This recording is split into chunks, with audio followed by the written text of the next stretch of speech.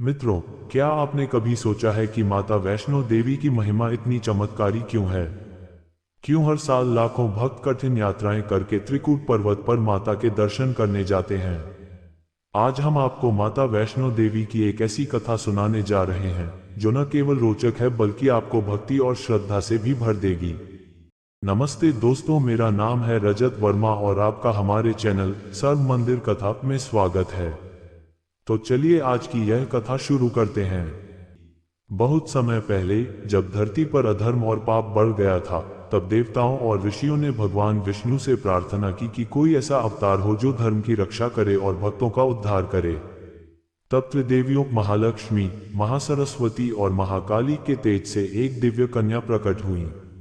ये कन्या कोई साधारण बालिका नहीं थी, बल्कि स्वयं मां भगवती का अंश थी। जब ये कन्या पृथ्वी पर अवतरित हुई तो उनका जन्म रत्नाकर नामक ब्राह्मण के घर में हुआ। उनके तेजस्वी स्वरूप को देखकर सभी समझ गए कि यह कोई साधारण बालिका नहीं बल्कि दिव्य शक्ति है। माता वैष्णो देवी बचपन से ही असाधारण थीं। वे अद्भुत शक्तियों की स्वामिनी थीं और बहुत छोटी उम्र से ही भगवान विष्णु की अनन्य भक्त थीं। उनका मन सांसारिक सुखों में नहीं लगता था, बल्कि वे हमेशा ध्यान और भक्ति में लीन रहती थीं। अब यहाँ पर एक प्रश्न उठता है, ऐसी दिव्य कन्या जिसने सांसारिक बंधनों को त्याग दिया, उसके जीवन में आगे क्या हुआ? जैसे जैसे माता बड़ी हुई, उन्होंने ये निश्चय कर लिया कि वे अपना जीवन तपस्या में बिताएंगी और भक्तों का कल्याण करेंगी। वे घर छोड़कर समुद्र किनारे तपस्या करने लगी। इसी दौरान भगवान श्री राम अपने वनवास के समय वहां से गुजरे। माता वैष्णवी ने भगवान श्री राम को प्रणाम किया और कहा कि वे उनकी अनन्य भक्त हैं। भगवान राम उनकी भक्ति से प्रसन्न हुए और उन्हें वरदान दिया कि कलयुग में वे वैष्णो देवी के रूप में पूजी जाएंगी और जो भी भक्त सच्चे मन से उनकी शरण में आएगा, उसकी मनोकामनाएं पूर्ण होंगी। माता ने भगवान राम से ये भी प्रार्थना की कि वे उन्हें अपना पति स्वीकार करें। इस पर श्री राम ने कहा कि वे तो मर्यादा पुरुषोत्तम हैं और केवल माता सीता के प्रति निष्ठावान हैं।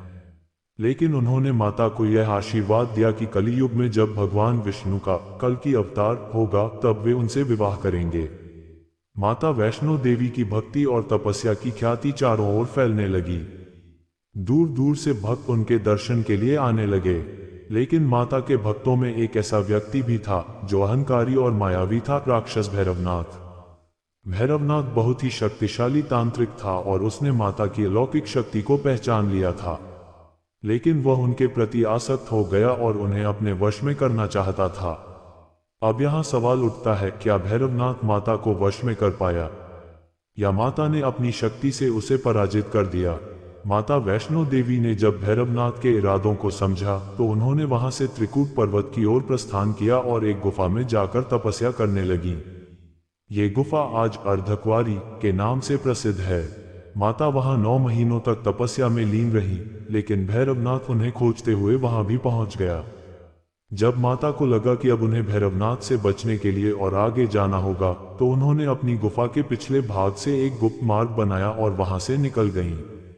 वह गुफा आज गर्भजून गुफा के नाम से जानी जाती है। आखिरकार भैरवनाथ त्रिकूट पर्वत पर माता के पास पहुंच गया और उन्हें परेशान करने लगा। माता ने उसे बहुत समझाया, लेकिन वह अपनी जिद पर अड़ा रहा। तब माता ने क्रोधित होकर महाकाली का रूप धारण कर लिया और अपने त्रिशूल से भैरवनाथ का वध कर दिया।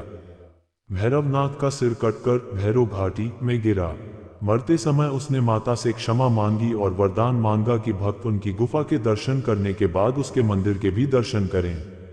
माता ने उसे आशीर्वाद दिया कि जो भी भक्त उनके दर्शन को आएगा, वह भैरवनाथ मंदिर के भी दर्शन करेगा, तभी उसकी यात्रा सफल मानी जाएगी। भैरवनाथ का वध करने के बाद माता ने त्रिकूट पर्वत पर ही अपना निवास बनाया। भक्तों के लिए वे 3 पिंडियों के रूप में प्रकट हुई, महालक्ष्मी, महासरस्वती और महाकाली।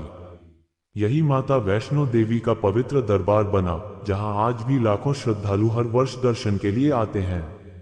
माता वैष्णो देवी की कथा हमें ये सिखाती है कि सच्ची श्रद्धा और भक्ति से हर संकट का समाधान संभव है।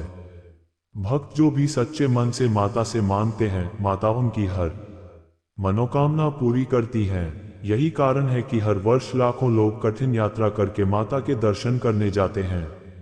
अब मित्रों, आपसे एक प्रश्न, क्या आप कभी माता वैष्णो देवी की यात्रा पर गए हैं? यदि गए हैं तो आपकी अनुभव कैसा रहा, और यदि नहीं गए हैं तो क्या आप जाना चाहेंगे? Thanks for watching. एक सब्सक्राइब करने से दिमाग को छोटी सी खुशी मिलती है, तो देर मत करो, एक क्लिक करो और मजे लो।